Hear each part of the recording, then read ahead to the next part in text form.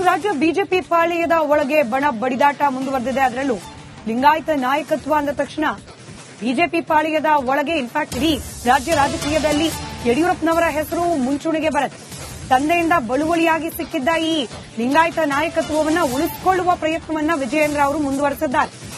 ಗೊತ್ತಿದೆ, ನಿನ್ನೆ republic Kannada break ಮಾಡಿದ್ದ ಸುದ್ದಿ. ವಿಜಯೇಂದ್ರ ಅವರು ಮಾತ್ರ ಲಿಂಗಾಯತ ನಾಯಕತ್ವದ ಫೇಸ್ ಅಲ್ಲ, ಪಕ್ಷದಲ್ಲಿ ಇನ್ನಷ್ಟು ಮಂದಿ ಪ್ರಬಲ ಲಿಂಗಾಯತ ಸಮುದಾಯಕ್ಕೆ ಸಂಬಂಧಪಟ್ಟ ನಾಯಕರಿದ್ದಾರೆ. ಅವರನ್ನ ಮುನ್ನೆಲೆಗೆ ತರಬೇಕು ಅಂತ ಹೇಳಿ ಹೈಕಮಾಂಡ್ ಗಮನ ಸೆಳೆಯುವ ಪ್ರಯತ್ನವನ್ನ ಯತ್ನಾಳ್ ಟೀಮ್ ಮಾಡ್ತಿತ್ತು. ಇದಕ್ಕಿದೀಗ ಕೌಂಟರ್ ಕೊಡುವ ಭಾಗವಾಗಿ ವಿಜಯೇಂದ್ರ ಅವರು ಲಿಂಗಾಯತ ಸಮುದಾಯದ ಸ್ವಾಮೀಜಿಗಳನ್ನೇ ಅಖಾಡಕ್ಕಿಳಿಸುವ ಪ್ರಯತ್ನವನ್ನ ಮಾಡ್ತಿದ್ದಾರೆ. ಶ್ರೀಗಳ ಬೆಂಬಲದೊಂದಿಗೆ ಈ ಲಿಂಗಾಯತ ನಾಯಕತ್ವದ ಫೇಸ್ ಆಗಿ ತಾವೇ ಮುಂದುವರಿಬೇಕು ಅನ್ನೋದನ್ನ ಮತ್ತಷ್ಟು ಬಲಪಡಿಸಿಕೊಳ್ಳುವ ಪ್ರಯತ್ನವನ್ನ ವಿಜಯೇಂದ್ರ ಮಾಡ್ತಿದ್ದಾರೆ.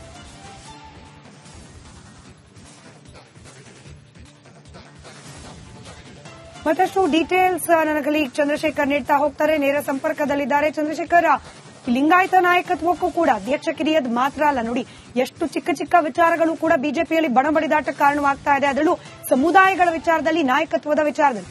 ಇದೀಗ ಯತ್ನಾಳ್ ಟೀಮಿಗೆ ಈ ನಿಟ್ಟಿನಲ್ಲಿ ಕೌಂಟರ್ ಕೊಡ್ಲಿಕ್ಕೆ ವಿಜಯೇಂದ್ರ ಸಿದ್ದರಾಗ್ತಾ ಇರೋದು ಸ್ವಾಮೀಜಿಗಳನ್ನ ಬಳಕೆ ಮಾಡಿಕೊಳ್ಳಿಕ್ಕೆ ಅಸ್ತ್ರವಾಗಿ. ಡೀಟೇಲ್ಸ್ ಹಂಚಿಕೊಳ್ಳೋದಾದ್ರೆ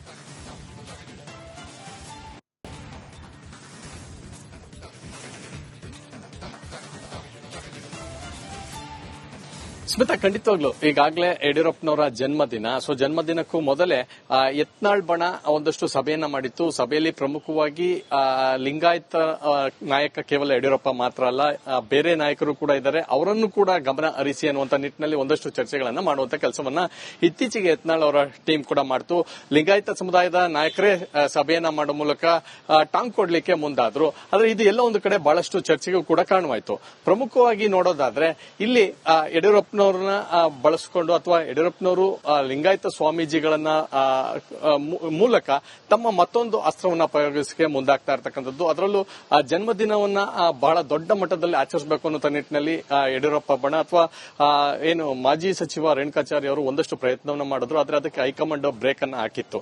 ಸೊ ಹೀಗಾಗಿ ಇದೆಲ್ಲದ ಬಳಿಕ ಅಂದ್ರೆ ಯಡಿಯೂರಪ್ಪನವ್ರದ್ದು ಇವತ್ತು ಜನ್ಮದಿನ, ಈ ಜನ್ಮದಿನದ ಬಳಿಕ ಮತ್ತೊಂದು ರೀತಿಯಾದಂತ ಒಂದು ಸ್ವಾಮೀಜಿಗಳ ಮೂಲಕ, ಯಾಕಂದ್ರೆ ಯಡಿಯೂರಪ್ಪನವರು ಮಠಮಾನ್ಯಗಳಿಗೆ ಅನೇಕ ಸಂದರ್ಭದಲ್ಲಿ ಮುಖ್ಯಮಂತ್ರಿಗಳಾದಂತಹ ಸಂದರ್ಭದಲ್ಲಿ ಹಣವನ್ನ ಬಿಡುಗಡೆ ಮಾಡಿದ್ರು. ಆ ಮೂಲಕ ಲಿಂಗಾಯತರ ಒಂದು ಪ್ರಶ್ನಾತೀತ ನಾಯಕ ಅಂತ ಕೂಡ ಅನ್ನಿಸ್ಕೊಂಡ್ರು. ಸೊ ಹೀಗಾಗಿ ಇದೆಲ್ಲವನ್ನು ನೋಡೋದಾದ್ರೆ ಈಗ ಯಡಿಯೂರಪ್ಪನವರು ಸ್ವಾಮೀಜಿಗಳನ್ನ ಮೂಲಕ ಜನರಿಗೆ ತಲುಪಲಿಕ್ಕೆ, ಅದರಲ್ಲೂ ಮತ್ತೆ ನಾನು ಲಿಂಗಾಯತ ಸಮರ್ಥ ನಾಯಕ ಅನ್ನುವಂತ ತೋರಿಸಿಕೊಳ್ಳೋದಕ್ಕೆ ಮುಂದಾಗ್ತಾ ಇರತಕ್ಕಂಥದ್ದು. ಹೀಗಾಗಿ ರೇಣುಕಾಚಾರ್ಯ ಅಂಡ್ ಟೀಮ್ ಇದಕ್ಕೋಸ್ಕರ ಪ್ರಯತ್ನವನ್ನು ಕೂಡ ಮಾಡ್ತಾ ಇದೆ. ಸೊ ಹಾಗಾಗಿ ಇದು ಎಷ್ಟು ಮಟ್ಟಿಗೆ ಸಕ್ಸಸ್ ಆಗುತ್ತೆ ಅನ್ನೋದು ಗೊತ್ತಿಲ್ಲ. ಆದ್ರೆ ಈಗ ಇರತಕ್ಕಂತ ಒಂದಷ್ಟು ವಿಚಾರಗಳನ್ನ ಪ್ರಮುಖವಾಗಿ ಗಮನಿಸೋದಾದ್ರೆ, ಈಗಾಗಲೇ ಸ್ವಾಮೀಜಿಗಳು, ಅನೇಕ ಸ್ವಾಮೀಜಿಗಳು ಇವತ್ತು ಯಡಿಯೂರಪ್ಪನವರ ಹುಟ್ಟುಹಬ್ಬಕ್ಕೆ ಶುಭಾಶಯಗಳನ್ನು ಕೂಡ ಕೋರಿದ್ದಾರೆ. ಸೊ ಆದ್ರೆ ಎಲ್ಲೊಂದು ಕಡೆ ಸ್ವಾಮೀಜಿಗಳು ಕೇವಲ ಯಡಿಯೂರಪ್ಪನವ್ರು ಮಾತ್ರ ಅಲ್ಲ, ಇತರ ನಾಯಕರನ್ನು ಕೂಡ ಗಮನ ಹರಿಸಬೇಕು ಅನ್ನುವಂತ ನಿಟ್ಟಿನಲ್ಲಿ ಒಂದಷ್ಟು ಚರ್ಚೆಗಳು ಕೂಡ ಆಗ್ತಾ ಇದೆ. ಆದ್ರೆ ವಿಜಯೇಂದ್ರ ಮತ್ತು ಟೀಮ್ ಯಾವ ರೀತಿ ಪ್ರಯತ್ನ ಮಾಡ್ತಾ ಇದೆ, ಅದು ಎಷ್ಟು ಮಟ್ಟಿಗೆ ಸಕ್ಸಸ್ ಆಗುತ್ತೆ ಅನ್ನೋದು ಮುಂದಿನ ದಿನಗಳಲ್ಲಿ ಕಾದು ನೋಡಬೇಕಾಗಿರ್ತಕ್ಕಂಥದ್ದು. ಸ್ಮಿತಾ, ರೈಟ್, ಧನ್ಯವಾದ ಚಂದ್ರಶೇಖರ್ ಮಾಹಿತಿಗಾಗಿ. ರಾಜ್ಯ ಬಿಜೆಪಿ ಪಾಳೆಯದ ಒಳಗೆ ಬಣ ಬಡಿದಾಟ ಮುಂದುವರೆದಿದೆ. ಅದರಲ್ಲೂ ಲಿಂಗಾಯತ ನಾಯಕತ್ವ ಅಂದ ತಕ್ಷಣ ಬಿಜೆಪಿ ಪಾಳೆಯದ ಒಳಗೆ ಇನ್ಫ್ಯಾಕ್ಟ್ ಇಡೀ ರಾಜ್ಯ ರಾಜಕೀಯದಲ್ಲಿ ಯಡಿಯೂರಪ್ಪನವರ ಹೆಸರು ಮುಂಚೂಣಿಗೆ ಬರುತ್ತೆ. ತಂದೆಯಿಂದ ಬಳುವಳಿಯಾಗಿ ಸಿಕ್ಕಿದ್ದ ಈ ಲಿಂಗಾಯತ ನಾಯಕತ್ವವನ್ನ ಉಳಿಸಿಕೊಳ್ಳುವ ಪ್ರಯತ್ನವನ್ನ ವಿಜಯೇಂದ್ರ ಅವರು ಮುಂದುವರೆಸಿದ್ದಾರೆ. ಗೊತ್ತಿದೆ, ನಿನ್ನೆ ರಿಪಬ್ಲಿಕ್ ಕನ್ನಡ ಬ್ರೇಕ್ ಮಾಡಿದ್ದ ಸುದ್ದಿ.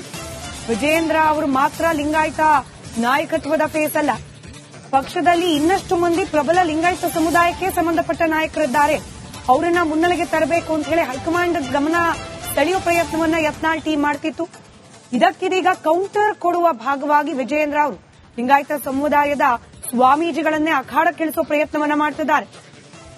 ಶ್ರೀಗಳ ಬೆಂಬಲದೊಂದಿಗೆ ಈ ಲಿಂಗಾಯತ ನಾಯಕತ್ವದ ಫೇಸ್ ಆಗಿ ತಾವೇ ಮುಂದುವರಿಬೇಕು ಅನ್ನೋದನ್ನ ಮತ್ತಷ್ಟು ಬಲಪಡಿಸಿಕೊಳ್ಳುವ ಪ್ರಯತ್ನವನ್ನ ವಿಜಯೇಂದ್ರ ಮಾಡ್ತಿದ್ದಾರೆ.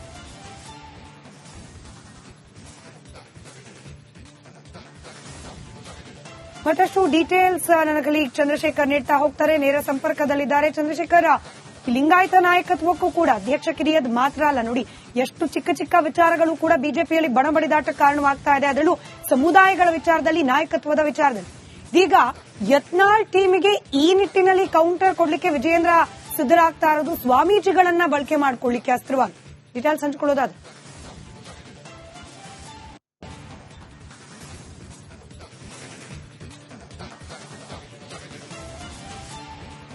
ಸ್ಮಿತಾ, ಖಂಡಿತವಾಗ್ಲು ಈಗಾಗಲೇ ಯಡಿಯೂರಪ್ಪನವರ ಜನ್ಮದಿನ. ಸೊ ಜನ್ಮದಿನಕ್ಕೂ ಮೊದಲೇ ಯತ್ನಾಳ್ ಬಣ ಒಂದಷ್ಟು ಸಭೆಯನ್ನ ಮಾಡಿತ್ತು. ಸಭೆಯಲ್ಲಿ ಪ್ರಮುಖವಾಗಿ ಲಿಂಗಾಯತ ನಾಯಕ ಕೇವಲ ಯಡಿಯೂರಪ್ಪ ಮಾತ್ರ ಅಲ್ಲ, ಬೇರೆ ನಾಯಕರು ಕೂಡ ಇದ್ದಾರೆ, ಅವರನ್ನು ಕೂಡ ಗಮನ ಹರಿಸಿ ಅನ್ನುವಂತ ನಿಟ್ಟಿನಲ್ಲಿ ಒಂದಷ್ಟು ಚರ್ಚೆಗಳನ್ನ ಮಾಡುವಂತ ಕೆಲಸವನ್ನ ಇತ್ತೀಚೆಗೆ ಯತ್ನಾಳ್ ಅವರ ಟೀಮ್ ಕೂಡ ಮಾಡ್ತು.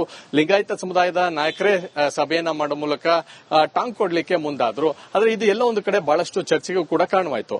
ಪ್ರಮುಖವಾಗಿ ನೋಡೋದಾದ್ರೆ ಇಲ್ಲಿ ಯಡಿಯೂರಪ್ಪನವ್ರನ್ನ ಬಳಸಿಕೊಂಡು ಅಥವಾ ಯಡಿಯೂರಪ್ಪನವರು ಲಿಂಗಾಯತ ಸ್ವಾಮೀಜಿಗಳನ್ನ ಮೂಲಕ ತಮ್ಮ ಮತ್ತೊಂದು ಅಸ್ತ್ರವನ್ನ ಪ್ರಯೋಗಿಸಕ್ಕೆ ಮುಂದಾಗ್ತಾ ಇರತಕ್ಕಂಥದ್ದು. ಅದರಲ್ಲೂ ಜನ್ಮದಿನವನ್ನ ಬಹಳ ದೊಡ್ಡ ಮಟ್ಟದಲ್ಲಿ ಆಚರಿಸಬೇಕು ಅನ್ನೋ ನಿಟ್ಟಿನಲ್ಲಿ ಯಡಿಯೂರಪ್ಪ ಬಣ ಅಥವಾ ಏನು ಮಾಜಿ ಸಚಿವ ರೇಣುಕಾಚಾರ್ಯ ಅವರು ಒಂದಷ್ಟು ಪ್ರಯತ್ನವನ್ನ ಮಾಡಿದ್ರು. ಆದ್ರೆ ಅದಕ್ಕೆ ಹೈಕಮಾಂಡ್ ಬ್ರೇಕ್ ಅನ್ನ ಹಾಕಿತ್ತು.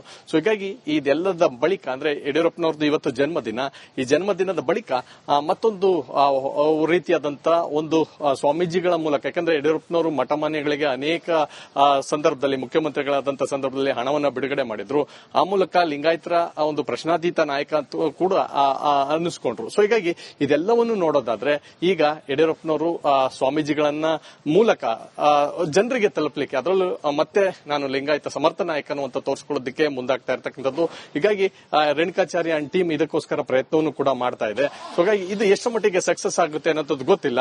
ಆದ್ರೆ ಈಗ ಇರತಕ್ಕಂತ ಒಂದಷ್ಟು ವಿಚಾರಗಳನ್ನ ಪ್ರಮುಖವಾಗಿ ಗಮನಿಸೋದಾದ್ರೆ, ಈಗಾಗಲೇ ಸ್ವಾಮೀಜಿಗಳು, ಅನೇಕ ಸ್ವಾಮೀಜಿಗಳು ಇವತ್ತು ಯಡಿಯೂರಪ್ಪನವರ ಹುಟ್ಟುಹಬ್ಬಕ್ಕೆ ಶುಭಾಶಯಗಳನ್ನು ಕೂಡ ಕೋರಿದ್ದಾರೆ. ಸೊ ಆದ್ರೆ ಎಲ್ಲೊಂದು ಕಡೆ ಸ್ವಾಮೀಜಿಗಳು ಕೇವಲ ಯಡಿಯೂರಪ್ಪನವ್ರು ಮಾತ್ರ ಅಲ್ಲ, ಇತರ ನಾಯಕರನ್ನು ಕೂಡ ಗಮನ ಹರಿಸಬೇಕು ಅನ್ನುವಂತ ನಿಟ್ಟಿನಲ್ಲಿ ಒಂದಷ್ಟು ಚರ್ಚೆಗಳು ಕೂಡ ಆಗ್ತಾ ಇದೆ. ಆದ್ರೆ ವಿಜೇಂದ್ರ ಮತ್ತು ಟೀಮ್ ಯಾವ ರೀತಿ ಪ್ರಯತ್ನ ಮಾಡ್ತಾ ಇದೆ, ಅದು ಎಷ್ಟು ಮಟ್ಟಿಗೆ ಸಕ್ಸಸ್ ಆಗುತ್ತೆ ಅನ್ನೋದು ಮುಂದಿನ ದಿನಗಳಲ್ಲಿ ಕಾದು ನೋಡಬೇಕಾಗಿರ್ತಕ್ಕಂಥದ್ದು. ಸ್ಮಿತಾ, ರೈಟ್, ಧನ್ಯವಾದ ಚಂದ್ರಶೇಖರ್ ಮಾಹಿತಿಗಾಗಿ. ರಾಜ್ಯ ಬಿಜೆಪಿ ಪಾಳೆಯದ ಒಳಗೆ ಬಣ ಬಡಿದಾಟ ಮುಂದುವರೆದಿದೆ. ಅದರಲ್ಲೂ ಲಿಂಗಾಯತ ನಾಯಕತ್ವ ಅಂದ ತಕ್ಷಣ ಬಿಜೆಪಿ ಪಾಳೆಯದ ಒಳಗೆ ಇನ್ಫ್ಯಾಕ್ಟ್ ಇಡೀ ರಾಜ್ಯ ರಾಜಕೀಯದಲ್ಲಿ ಯಡಿಯೂರಪ್ಪನವರ ಹೆಸರು ಮುಂಚೂಣಿಗೆ ಬರುತ್ತೆ. ತಂದೆಯಿಂದ ಬಳುವಳಿಯಾಗಿ ಸಿಕ್ಕಿದ್ದ ಈ ಲಿಂಗಾಯತ ನಾಯಕತ್ವವನ್ನ ಉಳಿಸಿಕೊಳ್ಳುವ ಪ್ರಯತ್ನವನ್ನ ವಿಜಯೇಂದ್ರ ಅವರು ಮುಂದುವರೆಸಿದ್ದಾರೆ. ಗೊತ್ತಿದೆ, ನಿನ್ನೆ ರಿಪಬ್ಲಿಕ್ ಕನ್ನಡ ಬ್ರೇಕ್ ಮಾಡಿದ್ದ ಸುದ್ದಿ. ವಿಜಯೇಂದ್ರ ಅವರು ಮಾತ್ರ ಲಿಂಗಾಯತ ನಾಯಕತ್ವದ ಫೇಸ್ ಅಲ್ಲ, ಪಕ್ಷದಲ್ಲಿ ಇನ್ನಷ್ಟು ಮಂದಿ ಪ್ರಬಲ ಲಿಂಗಾಯತ ಸಮುದಾಯಕ್ಕೆ ಸಂಬಂಧಪಟ್ಟ ನಾಯಕರಿದ್ದಾರೆ. ಅವರನ್ನ ಮುನ್ನೆಲೆಗೆ ತರಬೇಕು ಅಂತ ಹೇಳಿ ಹೈಕಮಾಂಡ್ ಗಮನ ಸೆಳೆಯುವ ಪ್ರಯತ್ನವನ್ನ ಯತ್ನಾಳ್ ಟೀಮ್ ಮಾಡ್ತಿತ್ತು.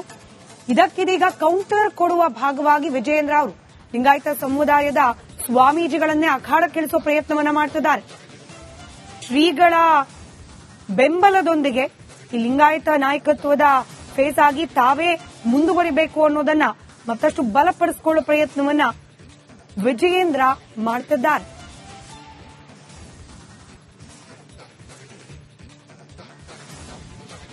ಮತ್ತಷ್ಟು ಡೀಟೇಲ್ಸ್ ನನ್ನ ಕಲೀಗ್ ಚಂದ್ರಶೇಖರ್ ನೀಡ್ತಾ ಹೋಗ್ತಾರೆ, ನೇರ ಸಂಪರ್ಕದಲ್ಲಿದ್ದಾರೆ. ಚಂದ್ರಶೇಖರ್, ಲಿಂಗಾಯತ ನಾಯಕತ್ವಕ್ಕೂ ಕೂಡ ಅಧ್ಯಕ್ಷ ಕಿರಿಯದ್ ಮಾತ್ರ ಅಲ್ಲ, ನೋಡಿ ಎಷ್ಟು ಚಿಕ್ಕ ಚಿಕ್ಕ ವಿಚಾರಗಳು ಕೂಡ ಬಿಜೆಪಿಯಲ್ಲಿ ಬಣಬಡಿದಾಟ ಕಾರಣವಾಗ್ತಾ ಇದೆ. ಅದರಲ್ಲೂ ಸಮುದಾಯಗಳ ವಿಚಾರದಲ್ಲಿ, ನಾಯಕತ್ವದ ವಿಚಾರದಲ್ಲಿ.